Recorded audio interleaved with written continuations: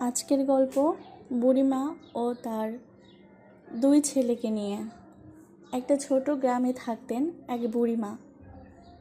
স্বামী তার অনেক আগেই মারা গেছেন। সংসারে ছিল তার দুই ছেলে।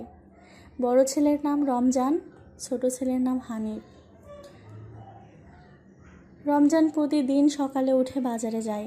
সেখানে একটি ছোট স্টলে সামোচা বিক্রি করে।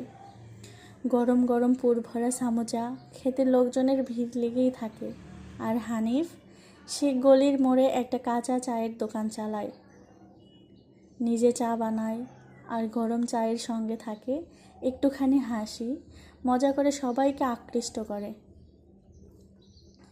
তাদের এই ছোট্ট সংসার খুব ধনী ছিল না, তবে খুবই সুখী ছিল। বুড়িমা ঘরে বসে বসে হাত গুটিয়ে থাকতেন না। তিনি সবসময়ই চাইতেন ছেলেদেরকে একটু সাহায্য করার জন্য, যেন ছেলেদের ওপরে খুব কষ্ট না হয়। সব মা আসলে এমনই হয়। তিনি প্রতিদিন খুব ভোরে উঠে রান্না করতেন, ছেলেরা যেন কখনো না খেয়ে দোকানে চলে যায়।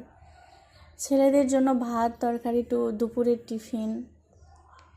ছেলেরা যখন সকালে দোকানে বের হতো, মা তাদের মাথায় হাত বুলিয়ে দিতেন আর বলতেন, সাবধানে থাকিস রে বাবা, পরিশ্রম কর, তবেই তো পেটটা ভরবে।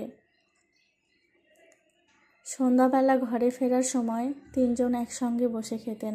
বুড়িমা বলতেন, আজ তোর সামোচা কেমন বিক্রি হয়েছে রে বাবা?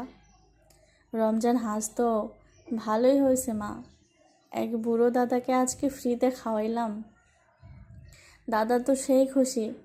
হানিফ বলতো, আমার চা খেয়ে এক লোক বলল, তোর চায়ে ভালোবাসার স্বাদ আছে রে, এগিয়ে যা, ইনশাআল্লাহ একদিন অনেক বড় হবি। তাদের কাছে টাকা পয়সা বড় ছিল না, তাদের সম্পদ ছিল ভালোবাসা, পরিশ্রম আর একে অপরের প্রতি দায়িত্ববোধ। একদিন গ্রামের এক ধনী লোক বললেন, তোমাদের ছোট ছোট ব্যবসায় এত আনন্দ কিভাবে পাও? বুড়িমা হেসে উত্তর দিলেন আর বললেন, যেখানে সন্তান নিজের ঘামের টাকায় মাকে খাওয়ায়, সেখানে দারিদ্র্য আশীর্বাদ হয়ে ওঠে।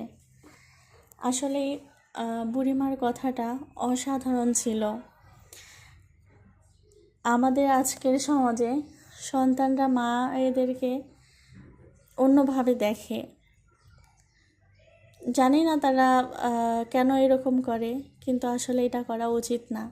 তো আমরা এই গল্পের থেকে একটা শিক্ষা অনেক ভালো পাইলাম, সেটা হচ্ছে প্রেম আর পরিশ্রম যেখানে থাকে, মায়ের ভালোবাসা যেখানে থাকে, সুখ সেখানে আপন থেকেই বাসা বাঁধে।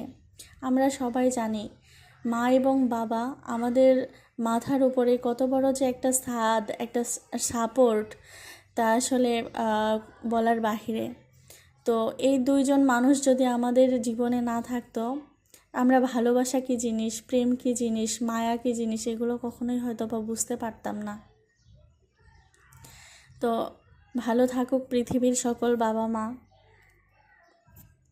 তো এই আজকের মতো আপনাদের মাঝে শেষ করলাম এই গল্প নিয়ে। যদি ভালো লাগে অবশ্যই সবাই লাইক, কমেন্ট, শেয়ার করবেন, এবং আপনারা যদি উৎসাহিত করেন তাহলে এইরকম গল্প নিয়ে আপনাদের মাঝে আসব, আরও ভালো কিছু দেওয়ার চেষ্টা করব ইনশাআল্লাহ।